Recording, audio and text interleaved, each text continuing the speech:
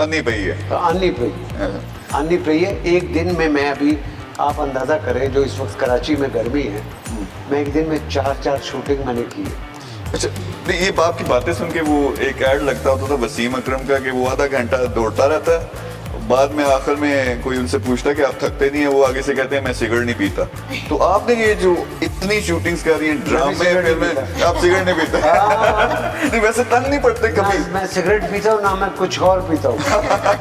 मैं black coffee पीता हूँ। ब्लैक कॉफी पीते और अल्हम्दुलिल्लाह शकील साहब, बात यह है कि स्टेमिना, अल्हम्दुलिल्लाह अल्लाह ताला ने मुझे इतना स्टेमिना दिया मैं आपको बता नहीं सकता।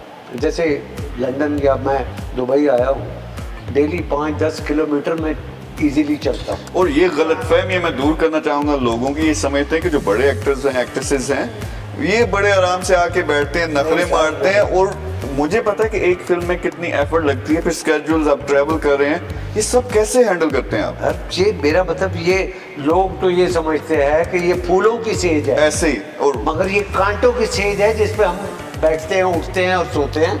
आप अंदाज़ा करें कि 40-45 डिग्री में हम काम करते हैं, और जब लोग आते हैं शूटिंग देखने के लिए बड़े शौक से आते हैं, वो हमने जाना है, सारा दिन स्पेंड करेंगे, आधा घंटा बैठते भाग जाते हैं।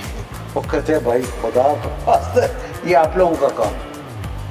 और मैं आपको बताऊं, जब वो हमारा पसीना निकल रहा होता है ना, वो जो जुमला है इसके ऊपर है कि खून पसीने की कमाई है। खून पसीने, तो वाकई खून पसीने की कमाई। खून इसलिए कि किसी शूटिंग में हाथ कट गया, खून निकल गया, उसके ऊपर पसीना गिरा, तो खून पसीने की कमाई।